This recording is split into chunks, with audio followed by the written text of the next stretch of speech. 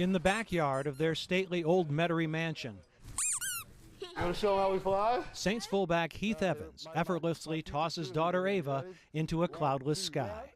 She drops into his waiting arms, confident that Daddy will always be there to catch her, to protect her. 1, 2. That's what daddies do, don't they? On the sun-baked fields of his native South Florida, Evans oversees an annual 7-on-7 high school flag football championship that benefits his foundation. His wife, Beth Ann, radiant on the sidelines. He's really taken this foundation and just run with it. He has been the one to really step out. On a gorgeous April evening on Airline Drive, a Saints softball game adds upwards of $100,000 to the foundation's coffers. Beth Ann supports Heath largely in silence. He provides her voice and that of millions of women like her. It's April, the month of reawakening, of rebirth, of new life. But for Heath and Beth Ann Evans, it has a much different significance. April is National Child Abuse Prevention Month. We had planned on both of us sitting here today. You know, she has a conversation with one of our young ladies that's in our counseling care center now. And it really, I don't want to say it's centered on a tailspin, but her heart's break for these girls. Beth Ann is missing this day, choosing the silence and solitude of her private thoughts to the public resurrection of painful memories, a counseling session with another victim of child abuse has earlier that day provoked. A victim of child abuse as she was.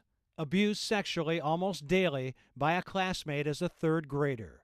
That was a long time ago, but it will never be long enough. We're driving home to meet my family the first time, and we weren't even engaged yet, and she just mentioned it off the cuff, and I remember kind of expressing my remorse to her. Oh, I'm so sorry, but really I just left it at that. There was no further conversation with her. Nothing really else came out of her mouth, and I didn't know, do I dive into this? Do I leave it alone? Where do I go with this? And so nothing really ever came up about it. So I just thought it was one of those things, hey, it happened. Obviously she's fine. She looks like she's got the world by the tail. We get married, and then kaboom, I see all these different signs of, yeah, marriage, we all know it's tough, but this was far beyond tough. The long-term effects of childhood sexual abuse for women, and an estimated 15 to 25% of women have been, include poor self-esteem, difficulty trusting others, feelings of isolation, depression, self-destructive tendencies, sexual maladjustment, and substance abuse. Those who marry can lose their husbands as well to divorce. Husbands who can't live with their partner's pain, who feel powerless to soothe it and leave in frustration. I saw these different things inside of our relationship change, and I knew it was something abnormal. You know, we had been through the marriage counseling. We had been through all the different things. We had a good mindset of what to expect with marriage, and these were things that I hadn't been prepped on. But that's when Evans' fullback mentality took over. Study your opponent, meet it head on. Neutralize it if not defeat it. For you, for your teammate, for your soulmate. Me and my personality is kind of ask questions. Let's try to get to the bottom of this. And I think finally when she realized that I wasn't going to leave her and I wasn't going to quit her, walls started kind of crumbling down, and she was more willing and able to be open with me.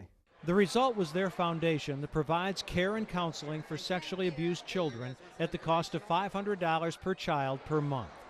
Not an easy subject to discuss, impossible to ignore if you've been the subject of it.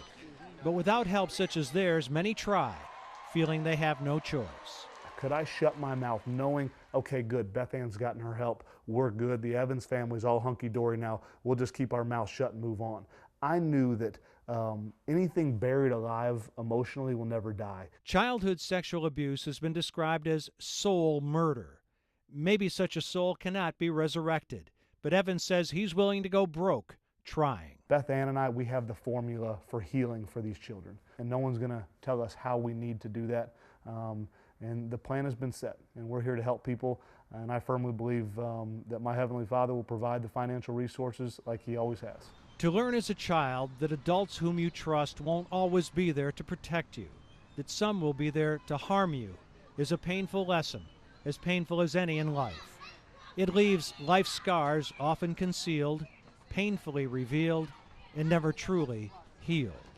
But Heath and Beth Ann Evans know you have to try, for yourself, for each other, for others like you. and for those you can prevent from ever having to be. Come on, Tatum. Come on. It's what daddies and mommies do. Jim Henderson, 4th down on 4.